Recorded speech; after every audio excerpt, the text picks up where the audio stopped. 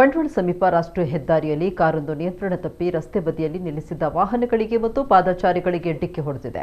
ಪರಿಣಾಮವಾಗಿ 33 ವರ್ಷದ ಫಾತಿಮಾ, 3 ವರ್ಷದ ಪುಟ್ಟ ಮಗು ಸಲ್ಮಿಯಾ ಹಾಗೂ ಶೌಕತ್ ಅಲಿ ಎಂಬುವರು ಗಾಯಗೊಂಡಿದ್ದಾರೆ. ಡಿಕ್ಕಿ ಹೊಡೆದ ರಭಸಕ್ಕೆ ಕಾರು ನಜ್ಜುಗುಜ್ಜಾಗಿದ್ದು, ಇದರ ವಾಹನಕ್ಕೂ ಹಾನಿ ಉಂಟಾಗಿದೆ. ಗಾಯಾಳುಗಳನ್ನು ಆಸ್ಪತ್ರೆಗೆ ದಾಖಲಿಸಲಾಗಿದ್ದು, ಘಟನೆಯ ಸಂಬಂಧ ಬಂಟ್ವಾಳ ಸಂಚಾರ ಪೊಲೀಸ್ ಠಾಣೆಯಲ್ಲಿ ಪ್ರಕರಣ ದಾಖಲಾಗಿದೆ.